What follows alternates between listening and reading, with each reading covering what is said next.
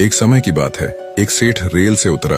उनके पास सामान ज्यादा था, घर थोड़ी दूर था, तो आसपास किसी कूली किसी मजदूर को देखने लगे। तभी एक मजदूर सेठ को दिखाई दिया तो आवाज देकर उसे बुलाया और कहा, ये सामान है जो मेरे थोड़ी दूर स्थित घर पर लेकर जाना है, बोलो कितने पैसे लोगे। मजदूर आम आदमी नहीं बल्कि कुछ विचित्र था। उसने कहा, साहब पैसे जितने देने हैं दे देना, पर मेरी एक शर्त है। सेठ झुंझला उठा। मजदूर और शर्त खींचते हुए बोला, बोल क्या शर्त है तुम्हारी।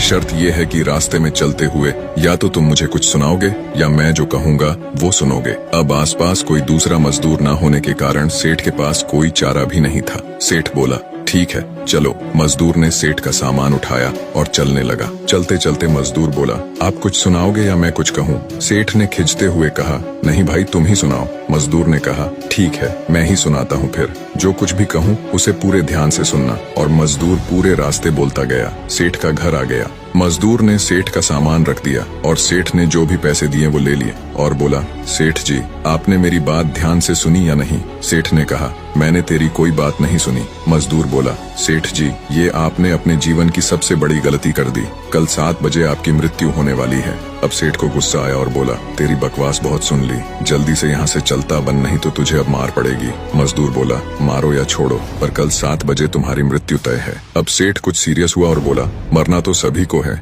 अगर मैं कल मरने भी वाला हूँ तो उसमें अब क्या कर सकता हूँ। मजदूर बोला, मरने वाले तो हो आप, इसे तो कोई टाल नहीं सकता, पर तुम अब भी मेरी बात सुन लोगे तो वो तुम्हारे मृत्यु के बाद भी काम आएगी। सेठ बोला, अच्छा सुना, मैं तेरी बात अब पूरे ध्यान से सुनूंगा। मजदूर बोला, मरने के बाद जब तुम ऊपर जाओगे तो तुमसे पूछा जाएगा, पहले तुम पाप का फल भुगतोगे या पुण्य का। तब तुम कहना पाप का फल भुगतना चाहता हूँ, पर साथ साथ पुण्य का फल आंखों से देखना चाहता हूँ। इतना कहकर मजदूर चला गया। अगले दिन ठीक 7 बजे सेठ की मृत्यु हो गई। ऊपर गया तो यमराज ने वही सवाल पूछा, बोल पहले पाप का फल भुगतेगा या पुण्य का। सेठ को मजदूर की बात याद थी तो बोला, मैं पाप का फल भुगतने के लिए तैयार हूँ, पर साथ साथ पुण्य के फल को आंखों से देखना चाहता हूँ। यमराज बोले, ये क्या बात हुई, यहाँ तो बारी बारी तुम्हें अपने कर्म भुगतने पड़ेंगे। सेठ बोला, फिर मुझसे पूछा ही क्यों, अब पूछा है तो उसे पूरा करो। पृथ्वी पर तो अन्याय होता बहुत देखा है, पर यहाँ तो मुझे ये उम्मीद बिल्कुल भी न थी। यमराज सोच में पड़ गया, बात तो सही कह रहा है, पूछ कर ही गलती कर दी। अंततः विवश हो यमराज सेठ को ब्रह्मा जी के पास ले गए और पूरी बात कह सुनाई। ब्रह्मा जी ने जब सारी बात जानी और अपने पोथी पत्र पलटे तो उन्हें भी इसका हल नहीं मिला।